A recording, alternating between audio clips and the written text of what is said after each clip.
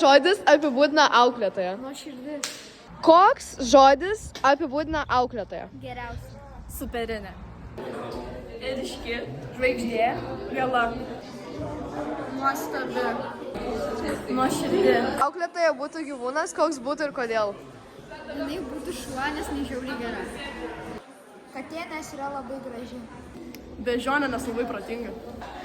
Papūga, todėl, nes jinai labai yra entuziastiška, šviesi ir garsi labai. Gerai. Oranžinė katė. Šuo, nes apsaugot mus visus. Auksinė žuvelė nefriški. Mūsų auklėtoja yra geriausia pasaulyje. Nes jinai mus visada supranta ir rūpinasi mumis kaip mama. Nes yra labai kantri. Nuoširdi. Draugiška. Mano auklėtoja yra geriausia, nes jinai labai mylinti, nuoširdi ir maloni. Nes užduoda užduoti namų darbų ir išleidžia iš pamokų. Mėgstamiausias įvykis su mokytoja? Kai važiavom į Ventspilį. Koks geriausias dalykas apie mūsų mokytoją? Labai fainos ekskursijos, visada būna labai linksma ir atsižvelgia į mūsų norus. Auklėtojos geriausia savybė tai, kad jie visada visus pralinksmina ir su ja galima kalbėti apie bet ką. Kokios yra 3 geriausios auklėtojos savybės?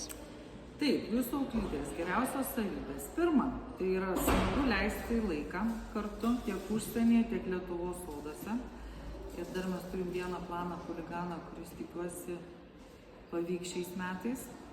Antra gera savybė yra labai kūrybinga asmenybė, tad jūsų auklytei linkiu daug nemigo naktų, nes jai geriausios mintis gimsta naktį. Taip pat yra žmogus orkestras. Išorėje daili blondinė, o viduje ir mūrininkas, ir ūkininkas, ir dizaineris, ir daug visokių pareigų slypi viduje. Sakyk. Nes užduoda namų darbų. Tai labai fainos ekskursijos. Tai aš pasirinkau, kad Normaliai galit.